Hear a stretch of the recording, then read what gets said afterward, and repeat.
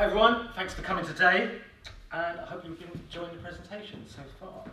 Okay, so in general, aesthetic gimmicks have become the predominant framework within artistic production since experimental postmodernism.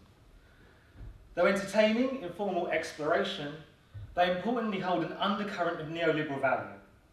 Take, for example, sensation at the Royal Academy, where gimmickry in art became normalised for wider aesthetic market relations.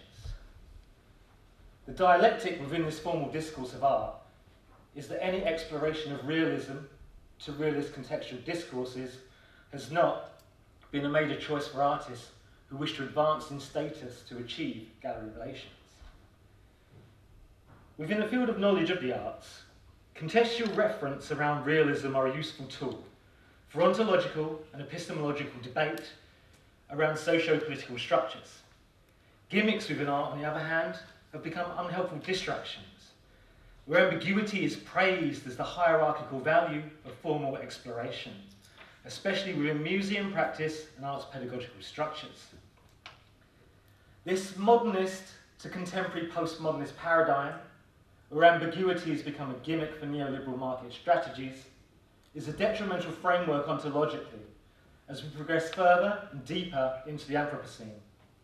Specific meaning from artworks have been culturally phased out through the status of art objects to endorse ambiguous, gimmicky content. This paradigm leaves art at somewhat of a disadvantage to discuss serious issues around the way we structure society today. Art that does engage in socio-political practices will often pursue a content of frustration within structures, rather than offering any dialectical alternatives. For example, from the late 80s into 1990s, realism was replaced by socially engaged art, pursuing contexts of subjective identity as local and culturally colloquial resistance, rather than offering narratives for holistic political structural reform as emancipation. If we are to engage within the complexities of the Anthropocene, we will need new theoretical and formal practices to be valued to the scale of the realism of the problems we will face in the future. The realism I'm discussing here is foremost to the pole of understanding how our socio-political structures are formed and shape all our lives through material and economic relations. Essentially, I'm talking about class structures, and who has economic privilege to access power to change socio-political structures or maintain the present neoliberal structure. Of course, Britain has a proud history of social realist TV and film, but this has never really translated over into the fine arts very well for experimentation, as the gimmick of ambiguity is the overarching philosophical model. Paralleling theoretically this historical modus operandi is the chain of signification, and this has dominated arts theory since Barth's essay Myth Today. This semiotic model, with its never-ending reiteration of subjective association, ignores one key element, the referent. So, in identifying a specific example of the referent, we can utilise Barth's own example in his essay. Barth describes a magazine front cover from the Paris match, where a young black man dressed in military entourage is saluting. Barth imagines him saluting the French flag. The sign for Barthes is of empireness and militariness and greatness. In Barthes' critique of this image, using the chain of signification, there is no referent, and unwittingly, he acknowledges the referent in his description of his example, and the referent is imperial propaganda, likely as a means to encourage immigrants to join the French military, and equally as ideological propaganda for enforcing patriotic nationalism semiotically. It's important to state here, a referent can and usually is identified with intentionality. Where Barth sees greatness, many of us now see colonialisation, exposing the ideology of intention. Barth's claim of the chain of signification forming his theory of semiotic myth is where semiology identifies from an object or image or writing two sociological systems. The first, the signifier, is the linguistic properties of the thing in itself, and the signified is the mental concept. And from this merging of the two elements, a third element is conceived, the sign. The second structure of myth is where the sign is considered a meta-language, and it is here Barthes clearly disregards the referent, open quotation. When he reflects on meta-language, the semiologist no longer needs to ask himself questions about the composition of the language object. He no longer has to take into account the details of the linguistic schema. He will only need to know its total term or global sign, end quotes. As Barthes states that the lack of need to investigate the composition of the linguistic schema in more depth, as an overall whole, ignores the constitution of its assemblage to contextual meaning. Barthes' diagnostic of semiotics reveals the absence of a code identifying any possible referent, and we must infer the referent is no longer valid or was not conceptually considered or known to him. As once referent identification is recognised, as in of the Parrish match front cover, it is difficult to allow the chain of signification to be played out, as what is engaged is in a dialectical discourse in ideological and idiosyncratic relations to that referent.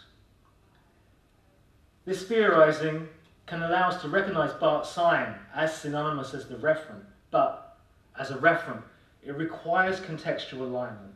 For example, again, in Myth Today, Barthes discusses the signification of a lion, but it is context of meaning through other relations to that signification that allows us to clearly pinpoint the focus and frame of meaning of this signification. One rarely, if ever, encounters a singular, arbitrary lion as a sign without other signifiers to contextualize its content and meaning. So, what dialectical or polar theoretical models exist that can respond to a contextual referent? And that is the semiotic triangle. Critical realist philosopher Roy Bhaskar describes the use of the semiotic triangle to critique the post-structuralism of Derrida, Foucault, and Lacan, which would then also include Barthes. Bhaskar uses the referent of the semiotic triangle as a tool to discuss and analyse meaning generation. The use of the referent acts as the strategic component in semiotics, clarifying the object or thing analysed through its connecting signifiers. This philosophy produces a model that meaning production is completely inadequate due to the incredulity of variables applied from idiosyncratic relations of subject to object. So in other words, specific agreed meaning generation through post-structuralist deconstruction is possible, as the differences in all our subjective readings render an object or thing only possible through a knowledge of differing interpretations. And this, of course, holds one simple unrealistic position within semiotics, and that is meaning referentiality. Clear, precise meanings of things are entirely possible. Otherwise, we would still be arguing as a species whether we should name a tree or to call it a fish. We do hold referential contextual agreements in language and meaning. Therefore, the semiotic triangle is a philosophical realist model of praxis. It establishes theory, ideas, into action, the agreed meaning of words and concepts. But, obviously, and importantly, we are discussing fine art within aesthetics, rather than semiotics as part of communication generally. What we have to remember within this theorising, we must acknowledge realistically that ambiguity is also a structural framework of art's creation. Postmodernist frameworks are real paradigms within art. And many artworks hold ambiguity referentially as its referent. Meaning generation is ambiguous consciously and purposefully. So how do we resolve this seemingly contradictory paradox of meaning referentiality to the multiplicity of differing interpretations of meaning in aesthetics? This apora is solved when we realise there is a dialectic that exists between meaning generation and ambiguity within artworks. And it's here I created the semiotic triangle addendum, because what becomes really obvious when one creates art that values realism over formal exploration, paralleling Courbet's rejection of art for art's sake, there is a dialectic within referential positionality. One must consider artistic tension alongside the various iterative considerations of meaning of a heterogeneous audience. Historically, it is Barthes' death of the author that cemented the concept that intention was not serious within art's discourse, that any authorial intent was not valid to the readings of a wide and varied audience, but, as evidenced by Sean Burke, One's intention frames meaning in aesthetic creation, even Barthes. The fact that Barthes wishes to dismiss artistic intention is to dismiss his own intention. Barthes' authorial intent of arguing for the death of the author is in itself authorial intent. So a kind of self-suicide is enacted. Where Burke noted, the death of the author became problematic for Barthes when he wrote essays on autobiographies for his book Sard, Foyer and Whaler, which will endow authorial intent as its prime motivator. And though importantly, we must also acknowledge Barthes is discussing literature and not non-fiction. And it is here we must consider the reality of both aesthetic positions as real. Ambiguity is just as valid as authorial intent. So, dialectic exists then. If one exists, so must its oppositional other. Authorial intent and signification of multiple contending points of view around an artwork are both equally valid. And it is of discourse itself around these dialectical qualities we must value for aesthetic discourse. Art then can be framed as a tool for discourses as its hierarchical value over the relentless pursuit of new formal parameters, which has, to my mind, made much art a gimmick of postmodernist formal stagnation. My arts education was framed foundationally by Barthes' Death of the Author and the Chain of Signification. Both theories do not hold realist contemporary understandings around aesthetics. The Chain of Signification dismisses the referent, and the Death of the Author dismisses authorial intent. Both these positions expose we need a new realist theoretical model in furthering the field to what actually exists, an epistemological underlabouring as would be framed by Roy Basquiat. It is here I hope the semiotic triangle can gain theoretical grounding. So, just to let me be clear, I'm not anti-gimmick. I am not an ambiguity Luddite. But what concerns me deeply, because I don't think we've had a realist methodological framework to work from before, is that we need and should value and explore art where its contextual reference explore dialectical, alternative, socio-political structures. Art needs to explore socialism. Post-structuralism has rendered meaninglessness and ambiguity as the aesthetic pinnacle of the gimmick.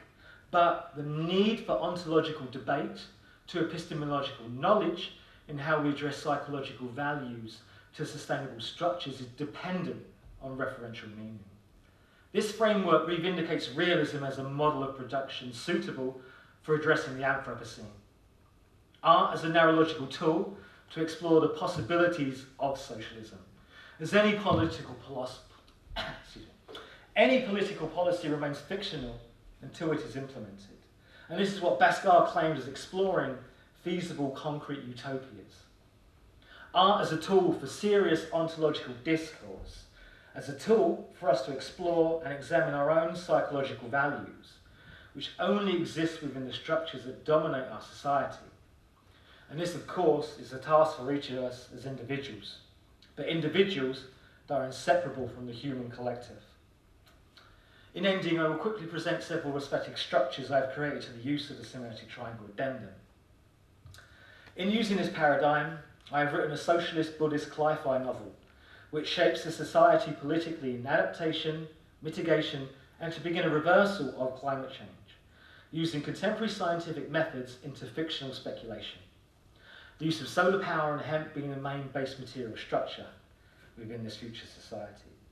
I've also written a short story in how to kettle the police during protest, especially if the protesters themselves find themselves kettled.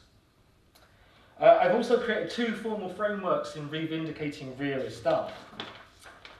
This chain of wall-based collages acts as a fragmented narrative in exploring capitalist ideology to alternative socialist ideas.